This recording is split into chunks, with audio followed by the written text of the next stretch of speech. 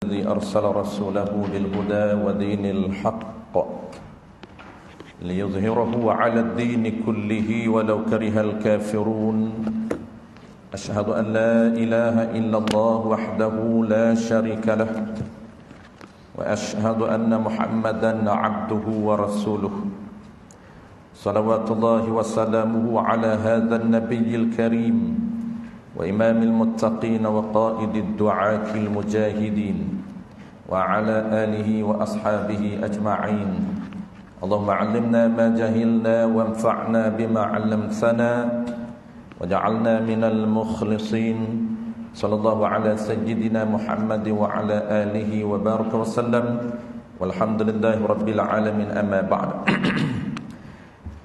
InsyaAllah tuan kita sambung. Pertama sekali minta maaf banyak tuan terpaksa menunggu lama.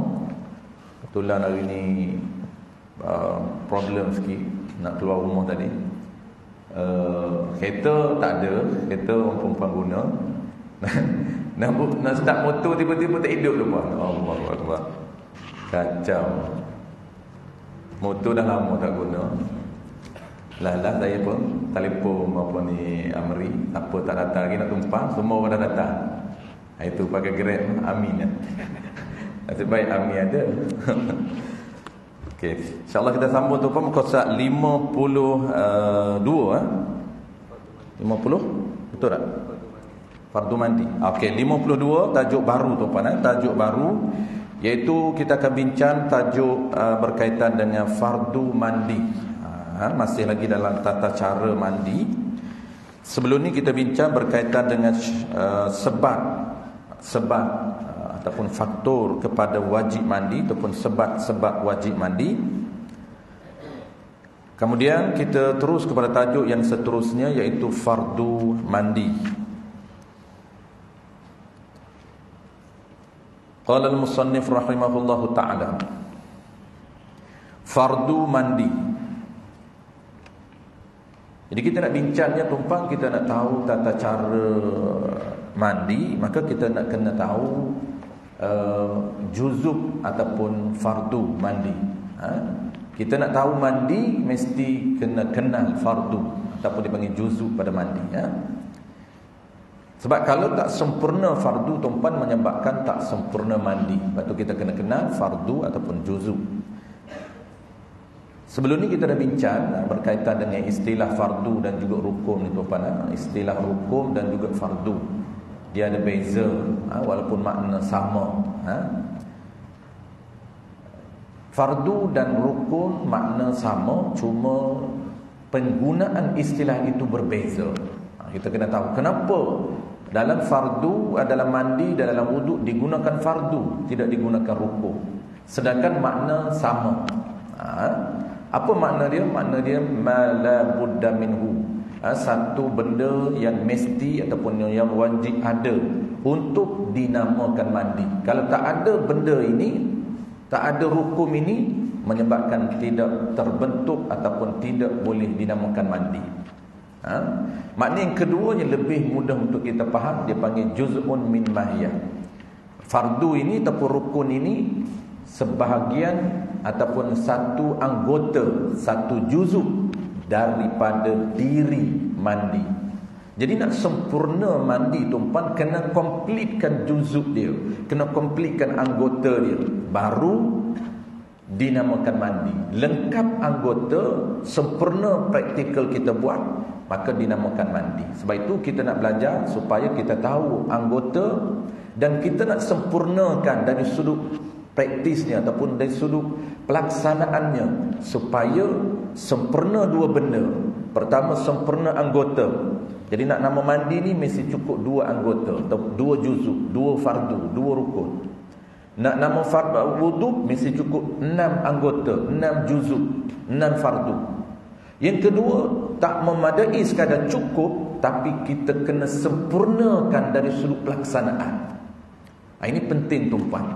Sebab orang tak tahu dari sudut nombor 2 ni. Biasanya orang tahu pertama sempurna fardu, sempurna anggota, sempurna juzuk, sempurna rukun. Solat tuan hampir semua orang cukup 13 rukun. Tetapi yang kedua ini, Syarat yang kedua, sempurnakan pelaksanaan setiap rukun. Itu yang tak perasan, menyebabkan dia buat solat, dia buat fardu wudu, dia mandi, tapi tak sempurna pelaksanaan setiap wudu itu, ataupun setiap wudu, setiap anggota, setiap juzuk. Okey, kita nak bincang, nak kenal fardu, dan kita nak tengok dari sudut pelaksanaan yang sempurna, supaya kita gabungkan dua benda ini untuk menghasilkan mandi yang sempurna di sisi syarak. Itu dinamakan fardu. Baik.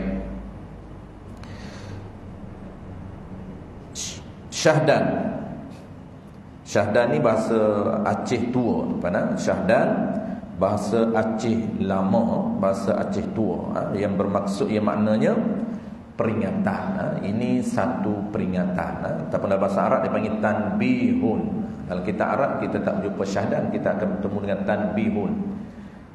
Ai hadza munabbihun liman ghafala. Ini satu peringatan bagi mereka yang lupa dan lalai berkaitan dengan peraturan syarak.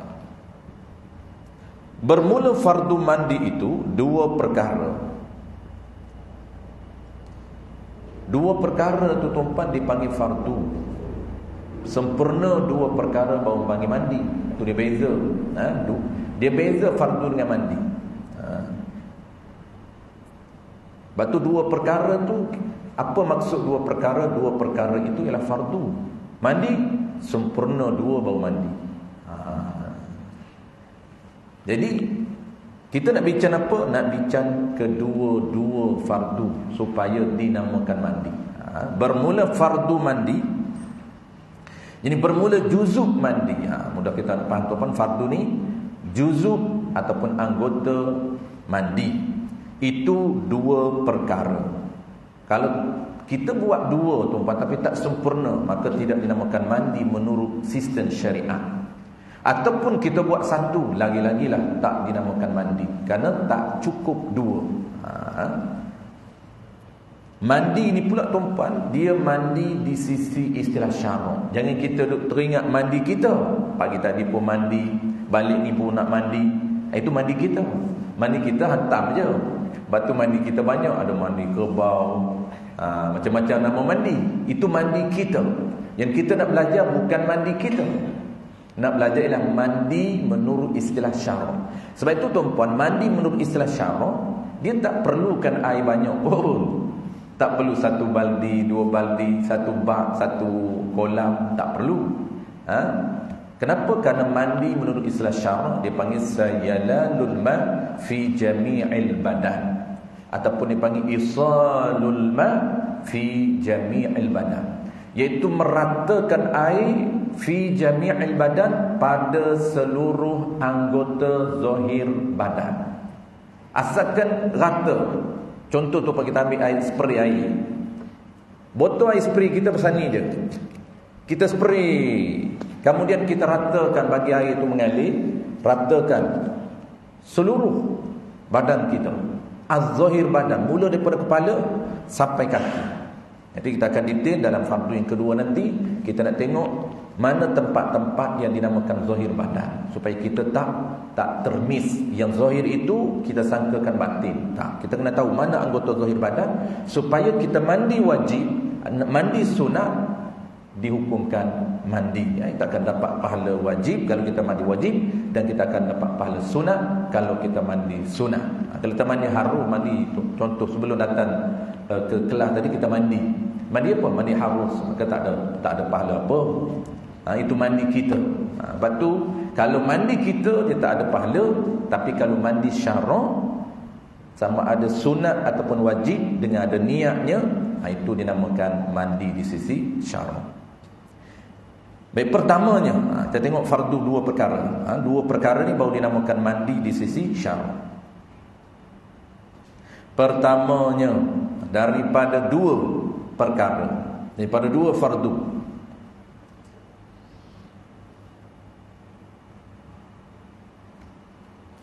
Pertamanya, niat mengangkat hadas yang tersebut. Hadas yang tersebut, hadas yang kita bincang sebelum daripada ni. Hadas yang hadas besar, hadas pertengahan ataupun hadas kecil. Sama ada hadas itu dengan sebab haid, ataupun hadas itu dengan sebab nifas, ataupun hadas itu hadas besar,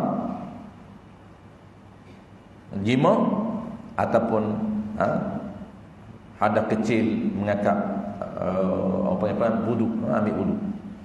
Niat mengangkat ni mana menghilangkan, niat menghilangkan hadas yang tersebut. Yakni yang kata mengangkat tu apa? Menghilangkan akan perkara yang menegah, menhalang daripada sah umpama sembahyang.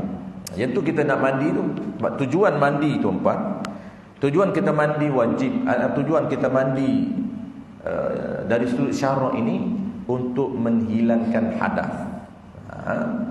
Adapun kita mandi biasa itu untuk menghilangkan kotoran. Sebab di badan kita ini ada 3 benda. Pertamanya ada najis yang mesti dihilangkan ataupun dibasuh. Yang kedua ada hadas yang mesti dihilangkan menggunakan air yang kita panggil mandi. Yang ketiga mustaqzah. Itu tak apa. Mustaqzah ni mana kotoran. Kotoran daki, peluh tak selesa, itu kita mandi tapi dari sudut panggilan kita sahaja. Panggilan kitanya, kita mandi kenapa? Nak hilangkan kotoran yang ada di badan kita, daki-daki, peluh tak selesa dan sebagainya. Adapun yang kita nak bincang ni tuan-puan, bukan mandi untuk menghilangkan kotoran, tapi mandi untuk menghilangkan hadas. Sama ada hadas itu hadas besar ataupun hadas itu hadas kecil, wudu. Cuma kita tak panggil mandilah, panggil wudu. Okey. Yakni menghilangkan perkara yang hadas, yang boleh menegah, boleh menghalang daripada sah umpama sembahyang, ni sembahyang dan umpamanya. Umpama sembahyang ni jadi satu istilah tuan-puan, iaitu seperti sujud syukur, sujud tilawah, tawaf. Tu dia panggil ibadat yang sama dengan sembahyang. Istilah dia panggil ibadat yang menepati dengan sembahyang, ataupun bahasa lain dia panggil ibadat yang sama dengan sembahyang. Ibadat yang sama dengan sembahyang, kalau kita bertemu istilah dalam kitab, merujuk kepada sujud syukur, tilawah, sujud tilawah, tawaf. Itu dipanggil ibadat yang sama dengan sembahyang. Sama dari sudut apa? Sama dari sudut syarat sah untuk kita buat dia. Dia sama. Bukan sama dari sudut total. Bukan. Sama dari sudut beberapa peraturan. Antaranya peraturan sah. Nak sujud syukur dan sujud tilawah mesti ada wudu. Itu sama. Mesti tutup aurat, sama. Mesti ada kiblat, sama. Mesti ada takbir masuk dan ada salam keluar, sama. Itu dia panggil umpama sembahyang. Dan memada dan sah pada niat mengangkat hadas pertengahan dan hadas besar itu dengan niat nawaitu rafa'al hadasi akbari. Ini cara niat disebut secara tak langsung tu pandang. Cara niat mengangkat hadas. Hadas itu hadas pertengahan, seperti jima ataupun keluar mani. Dan hadas besar, kalau kita ada hadas besar, ada hadas pertengahan, boleh kita niat dengan umum. Mana dia? Sahaja aku mengangkat hadas yang besar. Dia tak sebut pun nama hadas, dia sebut hadas itu hadas besar, walaupun dia itu hadas pertengahan, seperti keluar mani, tapi dia niat mengangkat hadas besar sah.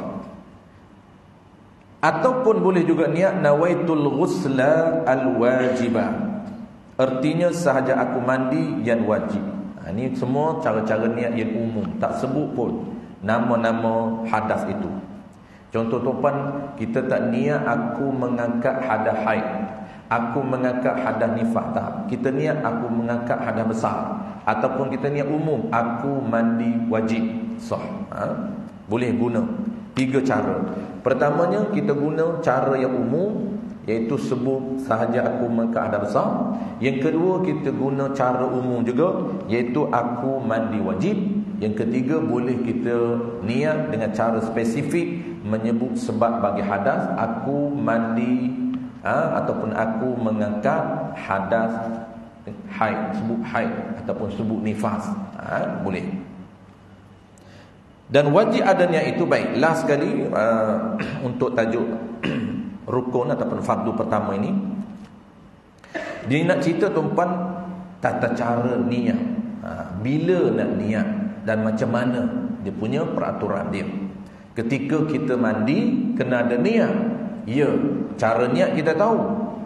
Boleh niat umum, boleh niat secara khusus, tetapi masa niat ataupun tempat niat bila. Sebab peruntukan dalam peraturan syarak tuan-puan, undang-undang syarak menetapkan setiap ibadat mesti ada niat. Yang kedua, setiap ibadat diperuntukkan tempat niat. Cara dan tempat niat berbeza. Itu kita kena tahu tuan-puan.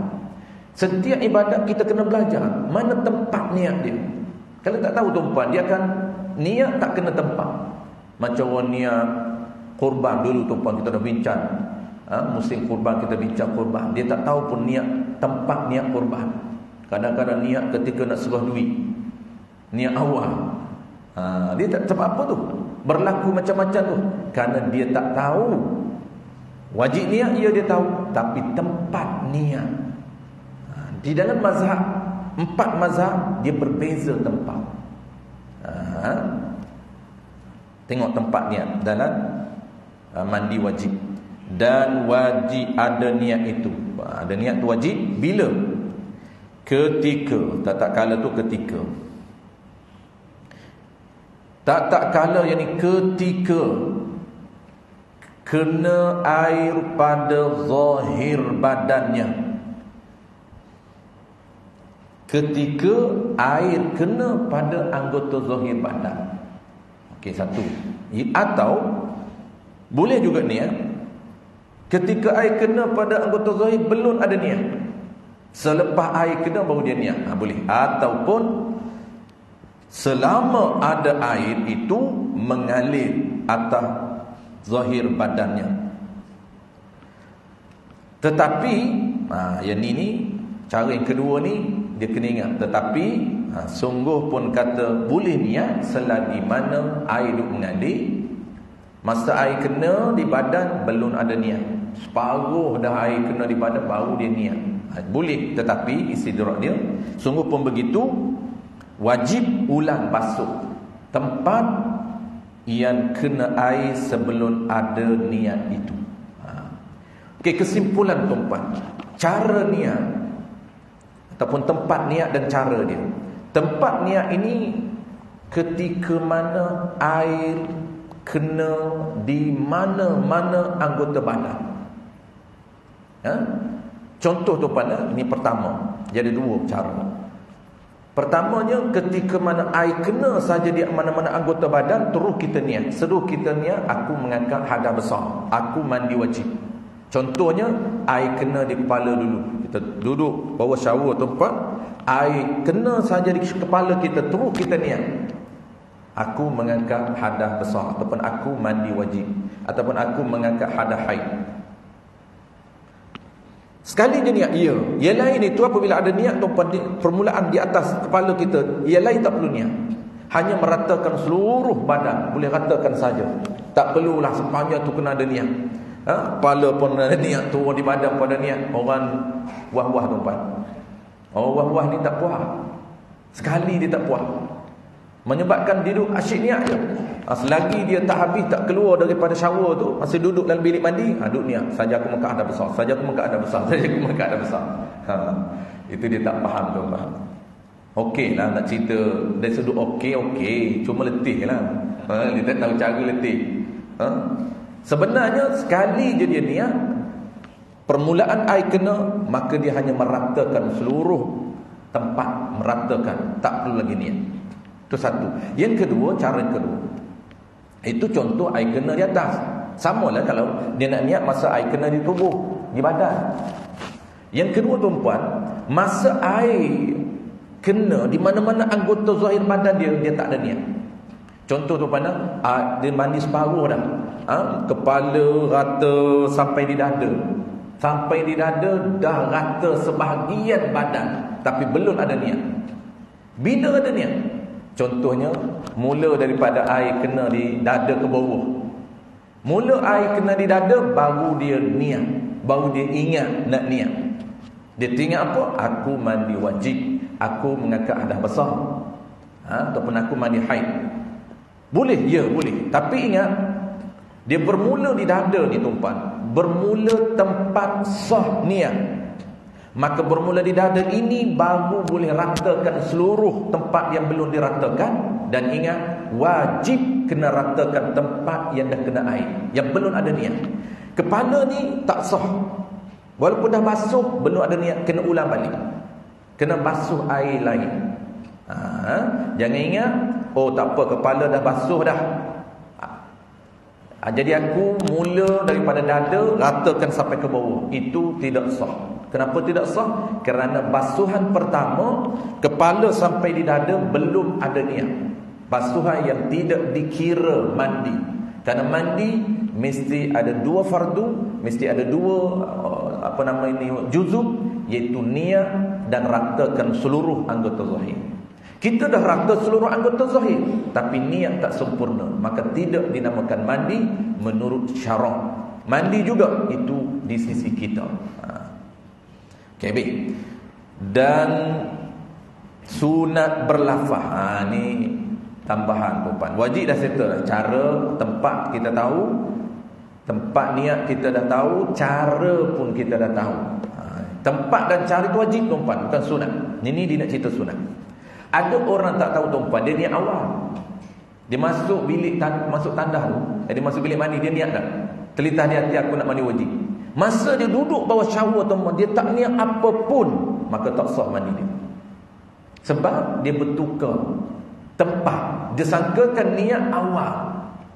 Tak boleh. Dalam mazhab kita tak boleh niat awal dan tak boleh niat selepas. Kena niat ketika. Tu tempat dia, ketika mandi. Awak tu kena tahu maksud ketika tu. Ketika air kena di anggota badan, ataupun air kena di tengah-tengah kita mandi itu masih boleh niat. Bukan maknanya dah kita dah mula separuh dah, tak boleh. Tak boleh niat. Kena mula lain. Tak perlu mula lain. Dan sunat talaffuz, dia panggil talaffuz bin niyah. Dan sunat berlafaz niat dengan perkataan. Seperti yang diniat itu, seperti lafaz yang kita niat, ungkapkan dengan perkataan. Dalam hati kita tu niat ni tidak ada siapa pun tahu. Dalam hati kita tidak ada siapa pun tahu, melainkan kita ungkap dengan perkataan. Jadi ungkapan dengan perkataan itu dia panggil apa tuan? Dipanggil lafaz. Ungkapan isi hati itulah dipanggil lafaz. Jadi sekurang-kurang untuk dapat pahala tuan, sekurang-kurang untuk dapat pahala sunat, mesti telinga dia dengar, walaupun orang lain tak dengar. Tapi kalau susi telinga tak dengar, maka tak dapat pahala sunat. Lafaz macam mana? Nawaitul ghuslal wajibah, ataupun bahasa Melayu tu pun sahaja aku mandi wajib. Diri dia, telinga dia dengar, sahaja aku mandi wajib kerana Allah Ta'ala. Dapat pahala sunat. Yang wajibnya dalam hati dia. Settle. Yang kedua tu qala al-musannif rahimahullahu ta'ala, dan rukun ataupun fardu mandi yang kedua. Dia ada dua saja fardu mandi. Mandi sangat simple, sangat mudah. Dua fardu, cuma yang kita nak fokus adalah praktis. Praktis itu penting. Sebab dua fardu ni hampir semua orang tahu. Cuma dari sudut praktikalnya itu kita nak. Sebab impak dia besar tuan. Kalau selek di mana-mana mandi wajib ni menyebabkan semua ibadat dia tidak sah. Ibadat yang berkaitan dengan sah ibadat berkaitan dengan syarat, mesti suci badan daripada hadas. Semayang pun tidak sah, masuk masjid pun haram, baca Quran pun haram. Ibadat yang melibatkan mesti suci badan dia daripada hadas. Keduanya fardu mandi itu, anggota mandi itu, juzuk mandi itu meratakan, mengalir air, ini meratakan air atas zahir sekalian badannya. Jadi meratakan air pada anggota badan yang zahir.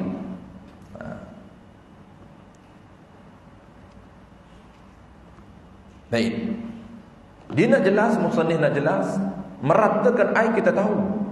Cuma kita nak kenal pasti mana anggota zahir, itu je. Supaya kita tak terlepas pandang ketika mandi wajib, pastikan sampai air tempat tersebut. Tu. Bermula baran, ini anggota yang zahir, yang nampak.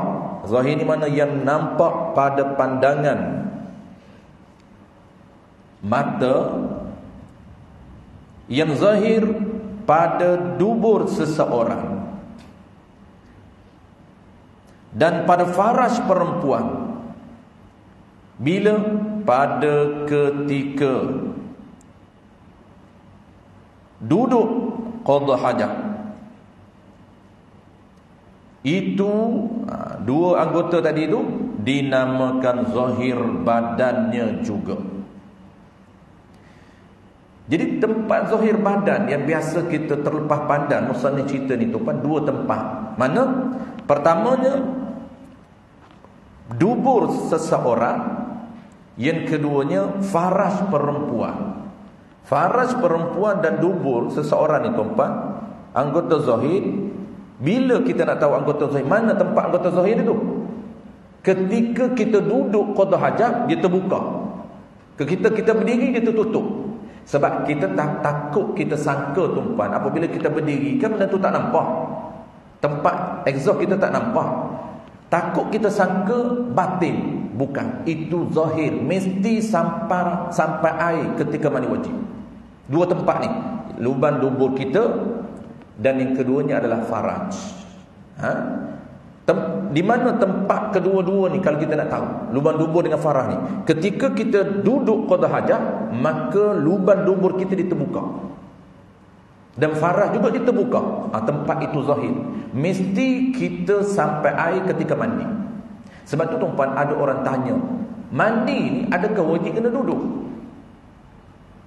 Sebab ada setengah orang dia guna bahasa, sebenarnya bahasa je, kesilapan memahami bahasa. Ada orang tanya, Ustaz, saya pernah dengar ada orang kata mandi wajib duduk. Penting tuan memahami penggunaan bahasa. Jadi dia faham, ada orang kata, dia kata mandi kena duduk, saya mandi jangan duduk. Bahaya tu. Terkena atas kepala dia. Dia susah hati. Dia kata saya mandi jangan duduk, Ustaz. Jadi saya dengar ada orang kata mandi wajib kena duduk. Siapa tak duduk mandi wajib tak sah. Saya dah berpuluh tahun dah tu, tak pernah mandi wajib duduk. Kacau. Jawab dia tuan, duduk itu secara umumnya tak wajib. Itu kena faham bahasa. Secara umum bukan wajib duduk. Yang wajib apa? Yang wajibnya lah sampai air di dua tempat ini. Pertama dipanggil halaqah dubur. Apa dia halaqah dubur? Iaitu lubang dubur tempat yang wajib kita basuh ketika kita qada hajat. Ketika kita begok tuan, wajib basuh dah tempat ni, wajib basuh. Itulah dia dinamakan bahasa fiqhnya, dinamakan halaqah dubur. Duduk menyangkut. Duduk menyangkut. Kita hari ni duduk diingatkan tanah duduk tu kan. Bukan duduk macam tanah duduk tu. Duduk mencangkung kan. Duduk cangkung, mencangkung. Adakah wajib duduk mencangkung tu? Bukan duduk atas tanah duduk tu. Bukan, duduk cangkung. Jadi tuan, Isu dia umumnya tak wajib. Cuma pendetailan tu kena tahu. Apa pendetailan? Kita tahu umumnya wajib sampai air di dua tempat ini. Halaqah dubur, tempat kita kena mencakun baru dia terbuka, dan faraj. Wajib sampai air. Kalau kita berdiri tak sampai air, itu timbul hukum aridi. Wajib dia kena buka.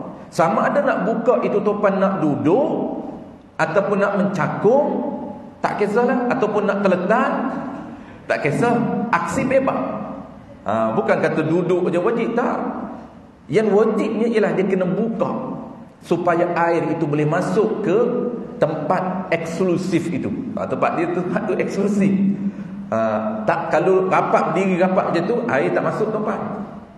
Sungguh pun air dia boleh melalui lurah-lurah yang kecil, tapi kat situ dia memang dia tertutup. Dia kena renggangkan, kena buat acara renggangan. Sebab itu tuan-tuan, ayat dia tak wajib. Bukan kata wajib duduk itu, tidak. Tapi wajib kita buat macam mana pun supaya air boleh masuk ke halaqah dubur. Halaqah dubur tu bahasa saintifik. Bahasa fiqh lah tuan-tuan. Lepas tu bahasa akademik kita panggil. Bahasa kita dia panggil luban. Luban dubur. Satu lagi faraj. Faraj ni apabila kita duduk mencakung, dia akan terbuka. Tempat itu mesti air masuk ataupun air kena. Jadi tempat-tempat ini yang kita mesti alert untuk kita beritahu ataupun untuk kita pastikan anak-anak kita, cucu-cucu kita tuan-tuan, bermula peringkat awal lagi mereka dah dibetulkan minda mereka berkaitan dengan tata cara yang sebenar mandi. Sebab kalau kita mandi, belajar di biasa-biasa, kadang-kadang di sekolah, benda-benda tempat-tempat macam teknikal, sebenarnya ini bukan teknikal, ini memang fundamental, benda yang asas, benda yang dasar, kena betulkan seawal mungkin anak kita. Maksudnya mereka belum balik lagi, kena betulkan praktikal mandi. Mereka dah umur 7 tahun tuan-tuan, prepare untuk balik, kena betulkan mandi. Jangan balik tak tahu lagi nak mandi. Itu bahaya. Habis dan last sekali, demikian lagi, demikian tu begitu juga. Macam itu juga, begitu juga dinamakan zahir badan juga. Jadi dua tempat sama dengan dua tempat. Zahir badan. Apa dia? Baran, ini tempat yang dalam kulub. Dalam kulub. Maka tafriq bagi kata barang yang zahir ini wajib menyampaikan air pada sekalian itu, pada tiga tempat itu, pada halaqah dubur, pada faraj, dan ketiganya dalam kulub. Dalam kulub ni tuan-tuan, anak kita contohnya bagi orang yang tak masuk jawi itu, belum sunat, belum menjawi itu, dalam kulub dia itu zahir. Dia tak boleh basuh luar je, tak boleh basuh helmet dia je.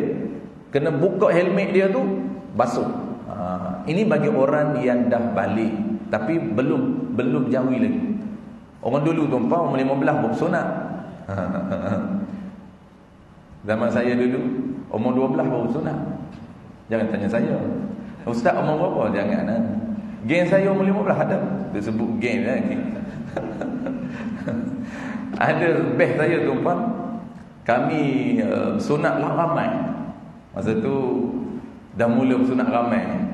Kata tidak, sunat hari ni tak ada dah tuan-tuan, ramai-ramai tak ada hari ni. Kalau ramai-ramai pun panggil bomba tu je. Biasanya pergi klinik hari ni mudah kan, bawa anak pergi klinik. Dulu tak. Dulu kampung ni kena pakar. Sebab apa? Sebab takut tuan-tuan. Kalau ayah sebulan dia cerita nak sunat, kita dah lari dah. Dulu mana ada biu apa kan. Tapi zaman saya tu tuan-tuan dah mula rupanya. Kita zaman biu tu tak ada biu lagi. Walaupun kami hampir sama. Tapi biu dulu kan. Saya tu dah mula ada apa panggil, dah mula suntik.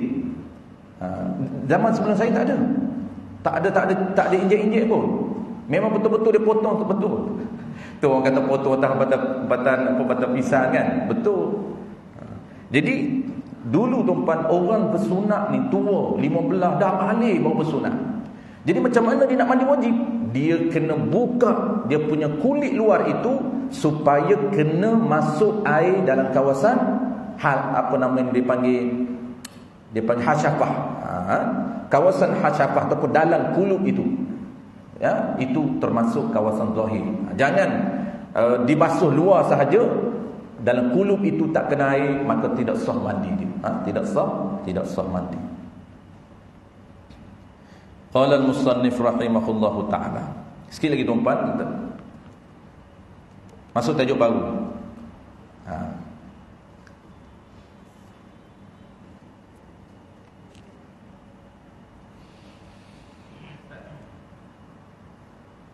Ya.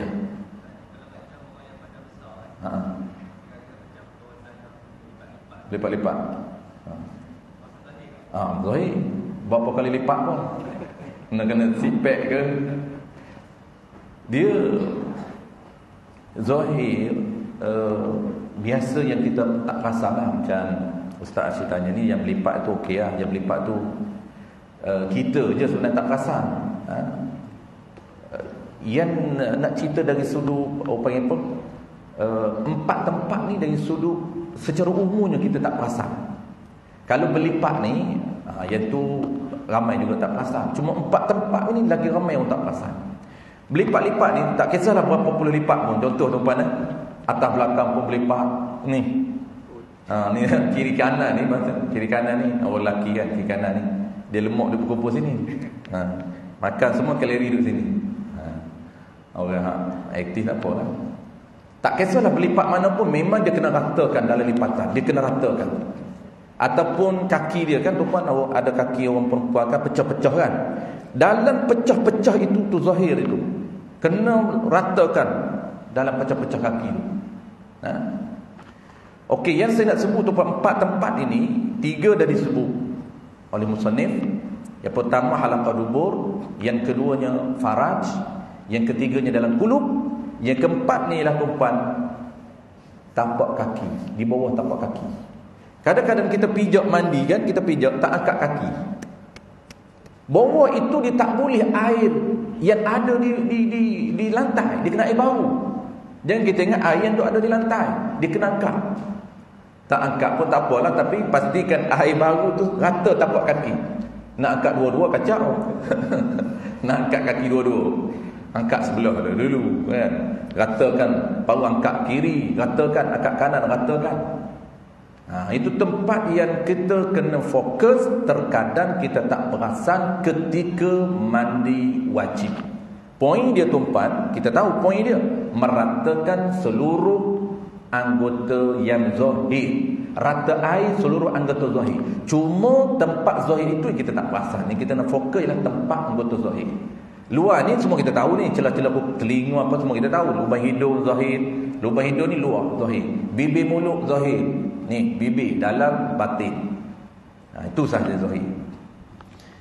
Baik, masuk tajuk baru tuan, iaitu syarat sah wuduk dan mandi. Ada 12 syarat. Yang tadi fardu, yang ni syarat.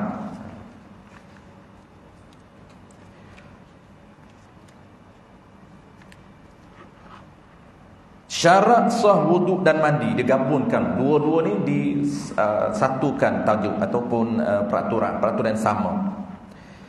Bermula syarat sah wuduk dan mandi itu 12 perkara. Ini peraturan luar. Dia beza dengan fardu. Fardu itu 2 perkara itu fardu, benda yang nak kena ada. Ini syarat, ini peruntukan yang asil. Kalau kita jaga 2 benda, fardu kita buat cantik, niat kita cantik, seluruh anggota zahir kita ratakan air, tapi tidak memenuhi peraturan sah untuk Allah terima wuduk, maka dirijek wuduk. Ini dipanggil peraturan tambahan yang diperuntukkan oleh syarak untuk Allah terima mandi kita. Pertamanya Islam. Maka tu dipanggil tafriq hukum, baik kata peraturan Islam itu. Apabila Islam diperuntukkan oleh syarak untuk pastikan ibadat kita ataupun fardu kita ini ataupun wuduk kita ini ataupun mandi kita ini diterima, maka hukum dia apa? Maka tiada sah wuduk dan mandi itu orang yang kafir. Orang kafir tuan, wuduk dia tak sah, mandi dia pun tak sah.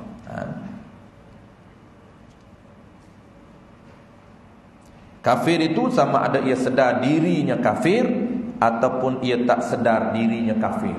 Tak kisahlah asalkan kafir je, sama ada dia tak perasan pun dia kafir. Contoh geng-geng Syiah, dia tak perasan dia kafir, tetap tidak diterima mandi dia dan wuduk dia. Ataupun kafir geng Taslim, kafir ahli Taslim juga tidak diterima wuduk dia dan mandi dia. Melainkan ada pengecualian. Pengecualian ini memang kita kena ingatlah tuan-tuan, peraturan asas Islam. Cuma ada juga orang kafir yang diterima mandi dia, yang sah mandi dia. Bahasa fiqahnya, bahasa akademik dia panggil sah, bahasa kita dipanggil diterima mandi dia. Apabila diterima, kalau tak berlaku apa-apa pelanggaran, ada pahala. Tapi basic tuan-tuan, basicnya kita nak kena wuduk kita dan mandi kita kena approve dulu. Apabila Allah Ta'ala terima, baru penilaian untuk beri pahala. Bukan makna tuan-tuan auto sah ada pahala, bukan. Sebab tu dia ada step. Step kita asal ni, kita nak pastikan ibadat kita Allah terima dulu, memenuhi peraturan sah. Itu bahasa akademik, bahasa kita diterima dulu. Step yang kedua, langkah yang kedua, baru Allah nilai, nak beri pahala. Kalau tak berlaku sebarang bentuk pelanggaran, dia tak ada buat benda-benda yang boleh menghilangkan pahala, maka akan ada pahala wuduk, pahala mandi. Pahala wajib, mandi wajib dapat pahala wajib, mandi sunat dapat pahala sunat. Ini kita nak cerita basic dulu. Okey, melainkan ada yang Allah terima orang kafir pun, melainkan kafirah kitabiyah, melainkan yang Allah terima. Bukan ada pahala ni terima dulu. Tak takut tuan-tuan duk auto dalam minda. Sah ada pahala, sah ada pahala. Belum. Sah dulu buat cerita pahala. Ini ni kira sah, pahala tak ada. Melainkan yang sah mandi dia kafirah kitabiyah. Kafirah kitabiyah ni apa dia? Perempuan kafir. Perempuan kafir kitabiyah, ahli kitab. Kafir dia itu bukan kafir Kristian, bukan kafir apa namanya Buddha dan sebagainya, tapi kafir dia lah kafir ahli kitab. Bukan Kristian, bukan agama lain, tapi ahli kitab. Adapun kafir agama lain tuan tidak sah wuduk dia dan mandi dia tidak sah. Tak kisahlah agama apapun, Kristian ke Buddha ke tuan, tak sah mandi dia. Yang sahnya ialah perempuan, bukan lelaki. Perempuan ahli kitab, bukan lelaki ahli kitab. Lelaki ahli kitab yang sah sembelih saja. Kalau sembelih binatang tuan, kita bertemu masuk kampung, tengok-tengok kampung tu gen ahli kitab. Di kampung dia je, di komuniti dia je, gen ahli kitab. Dia tak hidup komuniti orang lain, dia ada komuniti tersendiri. Dia hidup dalam kelompok dia. Kita masuk kampung dia, kampung ahli kitab, binatang itu binatang yang kena sembelih, bukan binatang yang tak perlu disembelih. Kena binatang yang disembelih. Nak makan dia kena sembelih. Tiba-tiba yang sembelih itulah kafir ahli kitab. Boleh. Tapi kalaulah bab mandi ini tuan, hanya sah perempuan ahli kitab.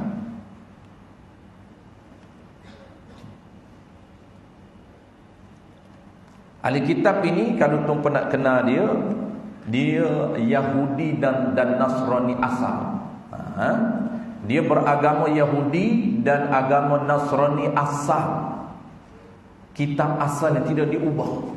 Bukan kitab yang diubah, Kristian itu diubah. Injil, daripada Injil diubah, tak boleh. Nasrani dan Yahudi asal. Dia kena ada dua benda untuk nak dihukumkan ahli kitab. Pertamanya ialah keturunan. Tengok keturunan dia. Keturunan dia tak lari, tak putus sanad, tak putus rangkaian keturunan dia daripada asal Nabi Yaqub, Nabi Ismail alaihissalam. Dia ada susu galuh keturunan dia. Dalam kitab dia ada kitab. Keturunan dia pun ada kitab, tuan-tuan. Dia kata ilmu je ada kitab. Orang Arab ini hebat tak hebat, dia jaga ilmu dia. Keturunan dia pun dia ada kitab. Ahli kitab ini, tuan-tuan, dia akan ada kitab salasilah keturunan dia. Kita tengok susu galur dia sampai kepada Nabi Yaqub alaihissalam. Nabi Ismail terus ke Nabi Yaqub alaihissalam. Itu satu. Yang kedua, dia tak putus tau.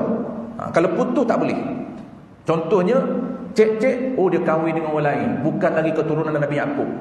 Bini dia bukan keturunan Nabi Yaqub, putus, tak boleh. Tak dinamakan ahli kitab yang ori. Walaupun dia kata dia mengaku dia ahli kitab, tak ori. Tak boleh. Itu tak boleh makan sembelihan dia, dan tak boleh kahwin dengan perempuan ahli kitab, tak boleh. Jadi hukum ahli kitab ni, tuan-tuan, dua benda yang kita boleh interaksi dengan mereka. Pertama, penyembelihan kita boleh makan. Yang keduanya, Islam, lelaki Islam boleh berkahwin dengan perempuan ahli kitab. Perempuan sahaja. Sebaliknya tak boleh. Sebaliknya, muslimah kita tak boleh kahwin dengan lelaki ahli kitab, tak boleh. Sebab dia keturunan belah lelaki. Kalau kita ni Islam ni keturunan belah lelaki, kahwin isteri itu ahli kitab boleh.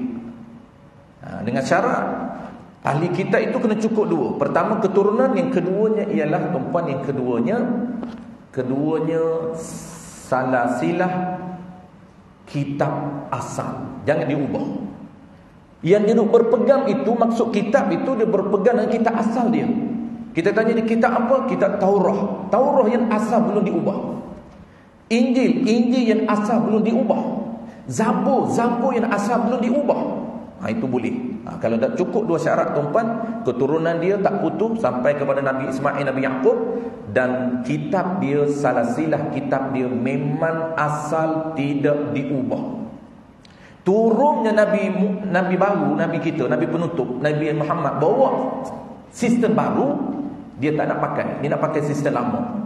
Dia kata peraturan yang saya pakai berdasarkan pada sistem yang ada dalam Taurah. Dia tak nak ubah. Ini orang berpegang dengan sistem lama.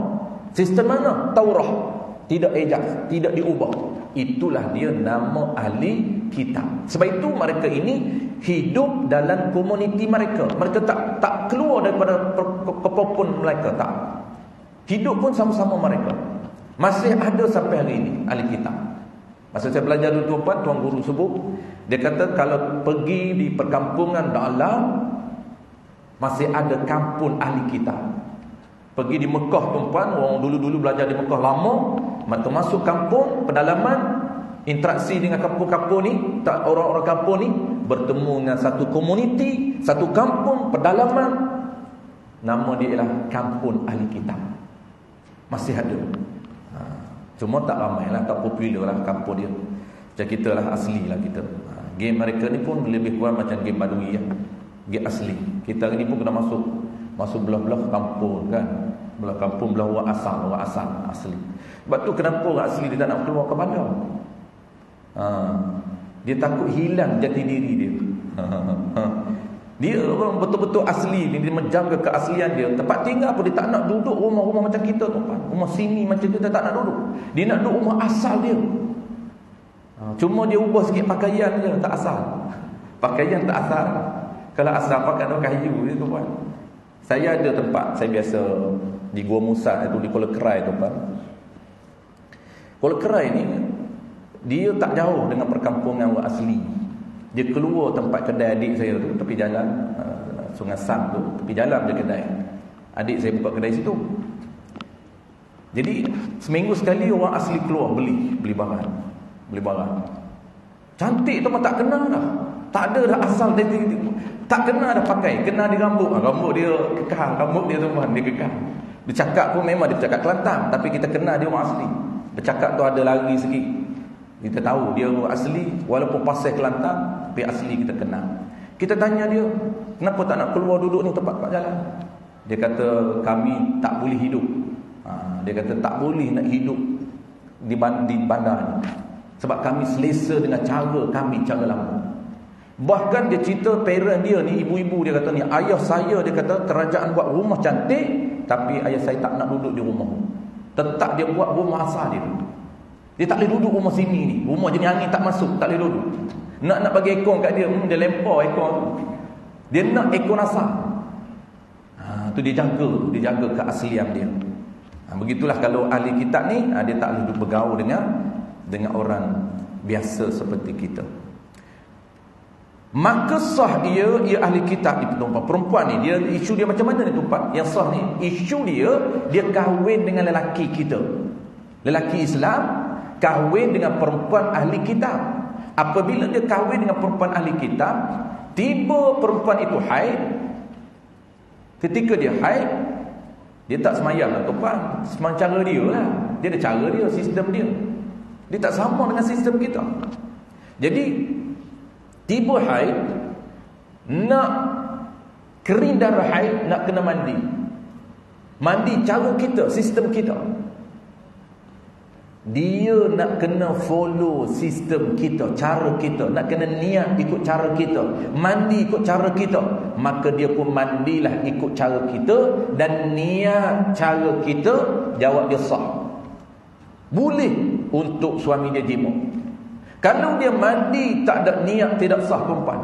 Dan haram kata suami jima dalam keadaan isteri dia belum mengangkat hadas, walaupun isteri dia kafir ahli kitab. Tak boleh, haram. Kok mana pun kena isteri dia yang kafir ahli kitab ini mandi angkat hadas besar dulu, baru boleh jima. Maka sah ia kafirah kitabiah itu mandi haid, mandi mengangkat hadas haid, dan nifas, dan mandi mengangkat hadas nifas. Kenapa nak kena mandi juga? Bukan sedangkan mereka sistem mereka berbeza. Jawab dia supaya halal bagi suaminya yang Islam wati akan dia akan kafirah kitabiah. Supaya suami itu halal. Tidak, suami haram wati. Tak boleh wati selagi isteri dia tak mandi wajib. Dan memada niatnya. Niat kafirah kitabiah itu sah niat dia, walaupun dia bukan Islam, sah. Asalnya kena niat Islam baru sah. Tapi ini pengecualian. Sah. Dan memada dan sah niatnya, niat kafirah kitabiah.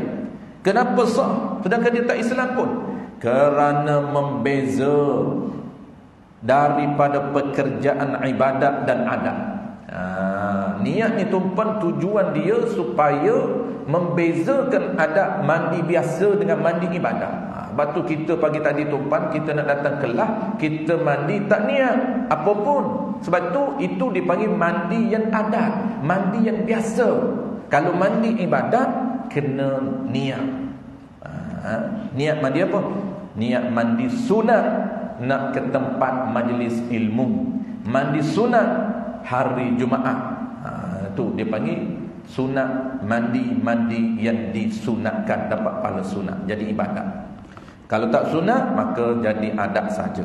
Dan jika enggan, baik, isu penutup ni tuan, sebelum kita nak break, kalaulah dia tak nak, kacau juga tuan, tak nak mandi dia, tak nak niat. Dia kata bukan sistem cara aku lain, nak kahwin sangat. Itu yang panggil apa? Kahwin ahli kitab ni pun tuan-puan payah. Walaupun berkenan, tapi dia sebenarnya payah. Ni cerita je ni. Kalau ikut sebenar payah untuk kahwin, dia orang tak nak. Sebab dia orang nak jaga. Dia orang tak nak kahwin dengan orang biasa. Dia putus lah. Tak kahwin dengan orang biasa, dia putus dia punya salah silah dia. Tapi ada juga yang nak tu, ada. Cuma tak ramai. Apatah lagi nak kahwin dengan bukan jenis yang sama. Maksud bukan sejenis. Ini sejenis ni. Maksud sejenis ni manusia sama manusia. Cuma beza dia ahli kitab, kita Islam. Ada orang yang nak kahwin dengan jenis yang lain. Dia bincang dalam kitab fiqh. Iaitu apa dia? Bunyan. Nak kahwin dengan bunyan. Dalam mazhab Syafi'i dia berbeza khilaf. Mazhab Syafi'i tuan, qaul mu'tamad ada qaul dhaif sah, qaul mu'tamad tidak sah. berkahwin dengan bunyan. Kenapa? Kerana jinsun, kerana jenis berbeza, spesies berbeza. Dia manusia, kita manusia, dia jin. Tapi qada'in boleh sah. Betul duk kahwin dengan bunyan sah. Nak kahwin sejenis apa haru biru tu apa. Nak kahwin dengan dua jenis. Oh, payah tu apa. Tapi cinta punya pasal ni lain. Ada. Saya ada dulu tapi tak sempat nak cerita. Lain kali insya-Allah. Saya mengaji dengan Tok Guru dulu.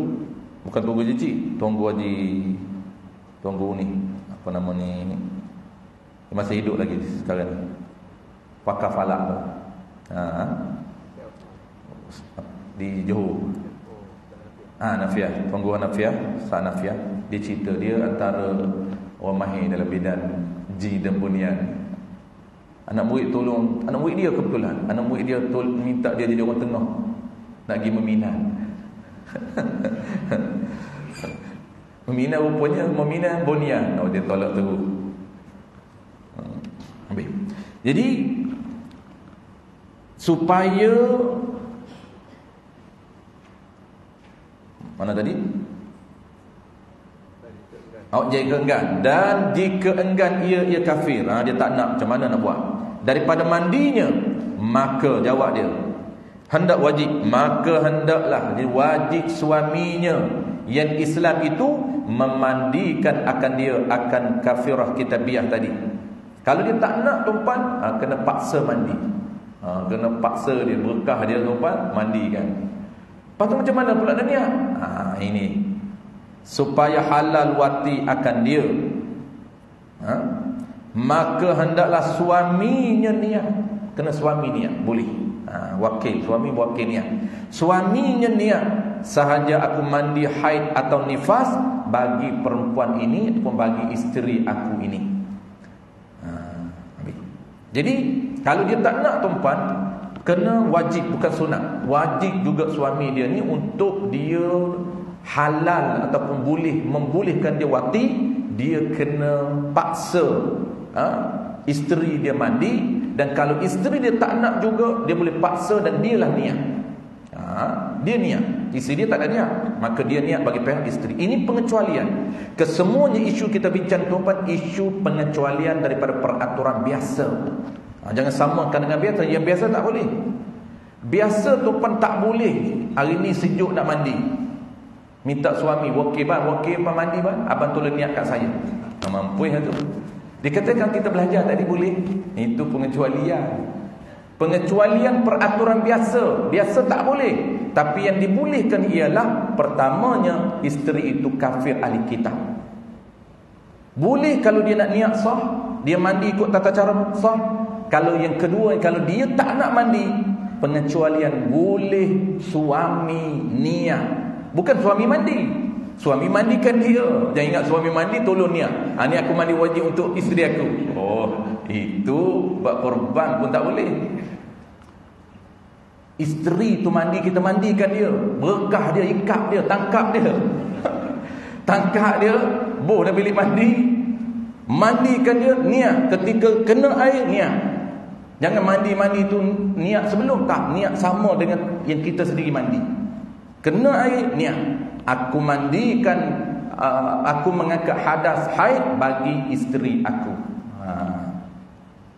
Yang kedua tuan, isu kedua sama dengan isu perempuan ahli kitab yang tak nak mandi. Apa dia? Iaitu isteri dia gila. Sama. Dan seumpama dan sama juga hukumnya. Seumpama suaminya itu, dia bukan gila, dia tak sebut gila. Dan seumpama suaminya itu sayyid bagi ammah. Sama juga orang yang boleh mandikan selain daripada suami, iaitu ammah. Ammah ni maknanya tuan, kita ada hamba. Hamba tak nak mandikan, boleh kita mandikan dan kita niat. Itu maksudnya ammah itu. Dia tak sebut di sini. Satu lagi yang tak sebut tuan, yang dia tak sebut ni ialah isteri gila. Isteri dia gila. Isteri gila pun sama tuan-tuan. Isteri dia gila, apabila isteri datang haid, isteri nak mandi tak sah sebab gila. Mandi pun betul cantik pun bukan dia ambil kira gila tuan-tuan. Tak dia ambil kira. Mandi dia tak dia ambil kira, wuduk dia tidak dia ambil kira, sembahyang dia tidak dia ambil kira. Kenapa? Kerana dia gila. Tapi yang boleh ambil kira ialah jima. Maka suami ni boleh tak nak jima? Boleh. Dengan syarat kalau dia haid kena mandikan dia dulu. Mandi macam mana? Kita suami yang kena niat. Bukan isteri gila terpaksa tuan, tak terpaksa pun. Bukan kata gila terpaksa. Gila pun sah kahwin. Gila, calon tu gila tak betul. Tapi suami pun tak betul juga, duk nak kat orang gila. Dua-dua tak betul. Gila pun gila ustaz, cantik. Alah, memang dia betul-betul lima kali dua. Sah dah, sah. Sebab suami tak gila, dia akad nikah, boleh terima nikah. Cuma isteri itu, isteri yang gila, maka sah. Cuma jaga-jaga. Apabila dia haid, kena mandikan dia. Tak boleh wati, walaupun kering haid, tak boleh jima, belum dimandikan. Kena mandikan. Habis kesimpulan tuan-puan 3. Masalah sah tolong niat mandi bagi pihak orang lain ni tuan-puan, 3 isu je boleh. Pengecualian boleh tak kita tolong niat bagi pihak orang lain niat mandi, tapi waktu kena mandi kita kena mandikan dia lah. 3 isu je. Pertamanya apa dia yang disebut sini? Isterinya kafirah kitabiyah. Isteri kita kafir kitab. Yang kedua, isterinya gila. Dan yang ketiganya ialah isterinya atau hambanya perempuan kitabiyah. Hamba dia ahli kitab juga. Boleh. Jadi 3 isu yang boleh niat untuk orang lain. Wallahu a'lam. InsyaAllah bulan depan tuan-tuan kita akan sambung syarat yang kedua. Dan syarat yang kedua bagi sah wuduk dan mandi itu mumayyiz. Kita break seperti biasa tuan-tuan. Lewat sikit hari ni break. Kita masuk lewat sikit, iaitu pukul 11. Kita masuk 11.10 minit tuan-tuan. Kita break dalam 20 minit